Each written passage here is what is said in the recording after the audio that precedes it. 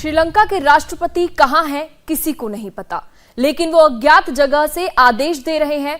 Gas की supply जल्द से जल्द करने को कह रहे हैं, लेकिन उनका ये आदेश कौन मानेगा और कैसे उस पर अमल होगा, क्योंकि श्रीलंका में खाने पीने के सामान के साथ साथ गैस की भी किल्लत है। फिर कैसे लोगों को मुहैया कराई जाएगी ये गैस? फिलहाल बताया जा रहा है कि 13 जुलाई को राष्ट्रपति गोटाबाया अपने पद से इस्तीफा दे देंगे। प्रधानमंत्री पहले ही, जैसा आपको मालूम है, इस्तीफा दे चुके हैं। राष्ट्रपति भवन पर लोगों का कब्जा है। श्रीलंका में स्कूलों में फिलहाल छुट्टी कर दी गई है। राष्ट्रपति भवन में कसरत हो रही है।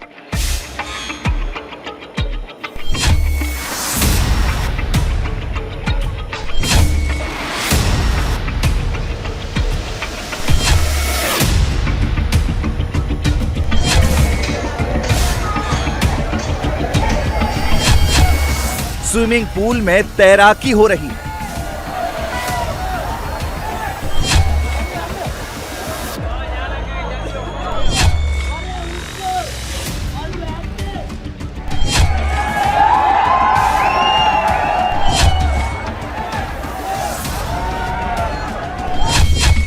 जहां श्रीलंका के राष्ट्रपति चैन से सोते थे, वहां श्रीलंका की जनता आराम फरमा रही है।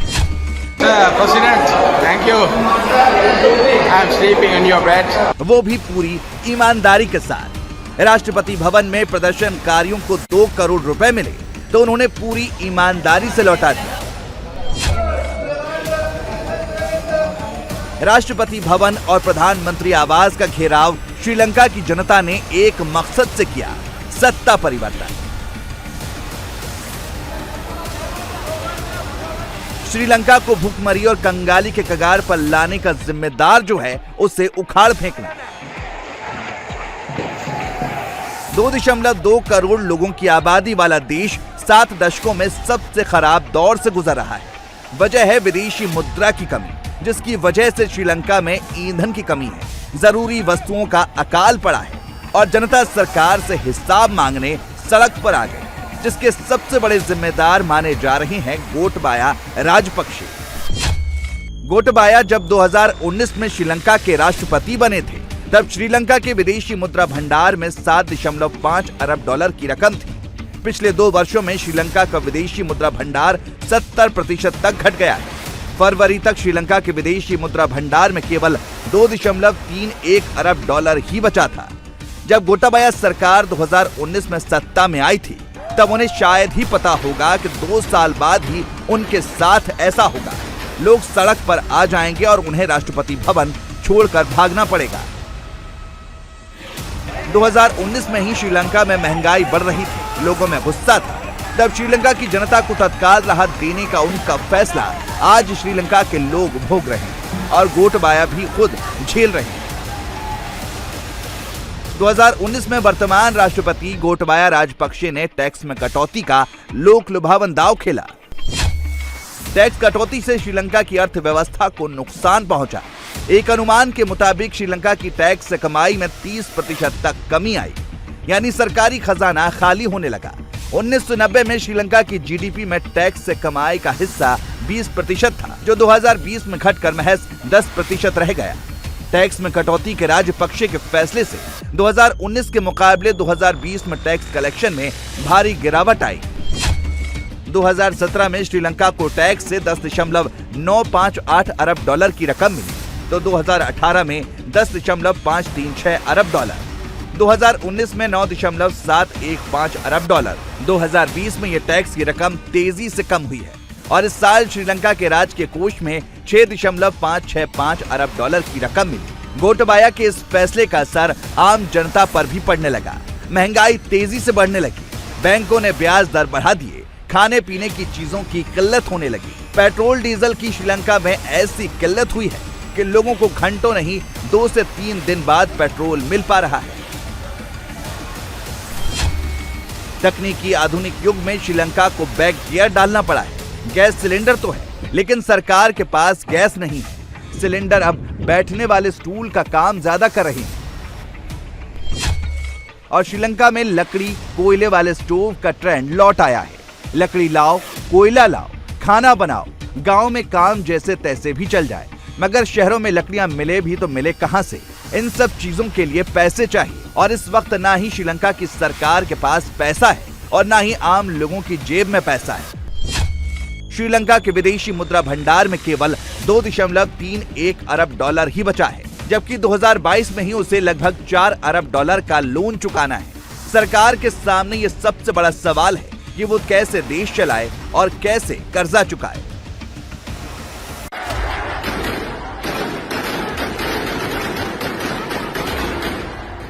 श्रीलंका की जनता आज जो सड़कों पर खड़ी है, विद्रोह कर रही है, ये एक दिन, एक महीना या फिर एक साल का गुस्सा नहीं है। इसके पीछे सालों से राजपक्षे परिवार के खिलाफ गुस्सा था, जो अब उबाल मार रहा है, क्योंकि आने वाले समय में श्रीलंका के सामने विकट संकट है। श्रीलंका पर कुल कर्जा 51 अरब डॉलर है, जिसमें से उसे इस साल करीब 7 अरब डॉलर का कर्ज चुकाना है, जबकि 2026 तक 25 अरब डॉलर कर्ज का भुगतान करना है। लेकिन इस वक्त श्रीलंका के सामने खाने के लाले पड़े, जरूरत की चीजें नहीं मिल रही हैं। फिर वो कैसे कर्ज चुकाने के बारे में सोचे, लिहाजा श्रीलंका IMF से कर्जा मांगने लगा है।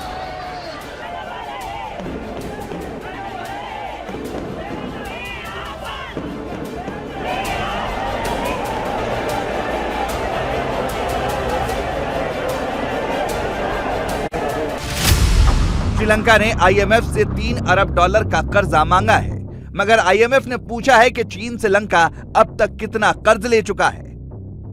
बस इसी सवाल का जवाब गोटबाया सरकार नहीं दे पा रही है।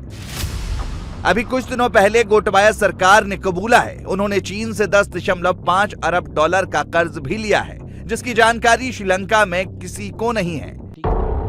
जब तक श्रीलंका नहीं बताएगा उसने टोटल कितना लोन चीन से लिया है, चीन कितना उसको कर्ज में राहत देगा, तब तक IMF फंड रिलीज नहीं करेगा।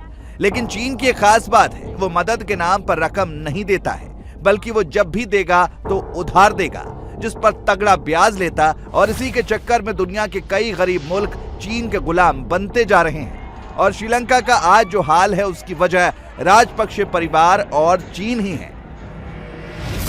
लेकिन वही हिंदुस्तान श्रीलंका की लगातार मदद कर रहा है। श्रीलंका इस वक्त खाद्य समस्या से भी जूझ रहा है।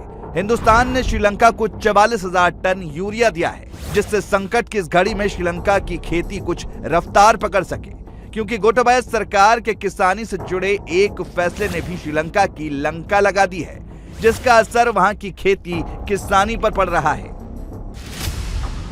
श्रीलंका में रासायनिक खेती बंद करके केवल ऑर्गेनिक खेती वाला आदेश दिया, जिसकी वजह से श्रीलंका में पैदावार कम होने लगी।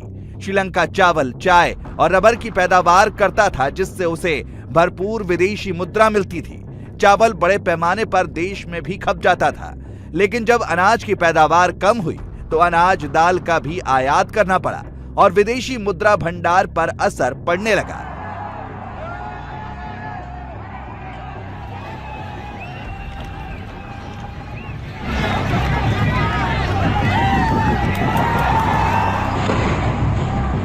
और गोटाबाया सरकार के इस फैसले ने श्रीलंका को भारी नुकसान पहुंचाया और अब जनता हिसाब मांग रही है।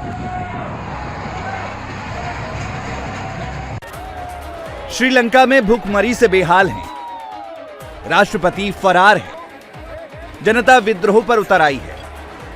श्रीलंका के पास विदेशी मुद्रा भंडार बचा नहीं है, बिजली है नहीं, कारोबार ठप पड़े हैं। श्रीलंका के कारोबार पर नजर डालेंगे तो वहां भी मामला नील बटे सन्नाटा ही है। श्रीलंका की एक्सपोर्ट से अनुमानित आय 12 अरब डॉलर है, जबकि इंपोर्ट से उसका खर्च करीब 22 अरब डॉलर है, यानी उसका व्यापार घाटा 10 अरब डॉलर का रहा है। मतलब समंदर से घिरे श्रीलंका को मुसीबत ने भी चारों ओर से घेर लिया है। और जनता ने जब विद्रोह किया तो राष्ट्रपति भाग खड़े हुए।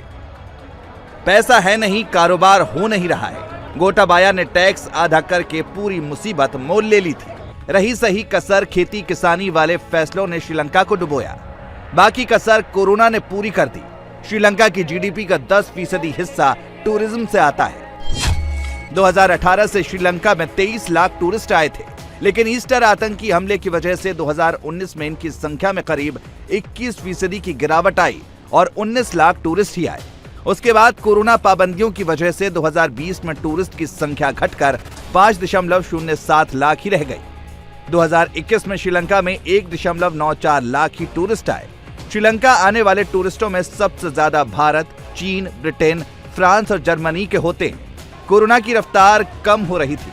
टूरिज्म के जरिए श्रीलंका की माली हालत को सुधारने पर काम किया जा सकता था, लेकिन श्रीलंका में जो कुछ हो रहा है उससे आने वाले दिनों में श्रीलंका में टूरिस्ट क्या, खुद श्रीलंकाई भाग रहे हैं, क्योंकि श्रीलंका में चाय से लेकर बिस्किट और चावल के दाम आसमान को छू रहे हैं। श्रीलंका को दिवालिया घोषित किया जा चुका है। डॉलर के मुकाबले श्रीलंका का रुपया घटकर 362 रुपए तक जा गिरा है। वहां के सेंट्रल बैंक ने 70% तक महंगाई दर जाने का अनुमान जताया है। मतलब आने वाले दिनों में श्रीलंका के हालात बद से बदतर होने वाले हैं। श्रीलंका सरकार और श्रीलंकाई को पैसे की कितनी जरूरत है, इस वीडियो से समझा जा सकता है। राष्ट्रपति भवन में मौजूद श्रीलंकाइयों को इस बात का एहसास है कि उनकी इस मुश्किल घड़ी में IMF ही मदद कर सकता है। लिहाजा राष्ट्रपति भवन में दिल दिलासा दे रहे हैं, IMF वाला खेल खेल रहे हैं। लेकिन श्रीलंका के हालात इतने खराब हो गए हैं कि अब IMF की मदद से भी नहीं सुधरने वाले। इंडिया टीवी हर वक्त हर जगह डाउनलोड करने के लिए सर्च करें India TV news Google play store या ऐप स्टोर पर।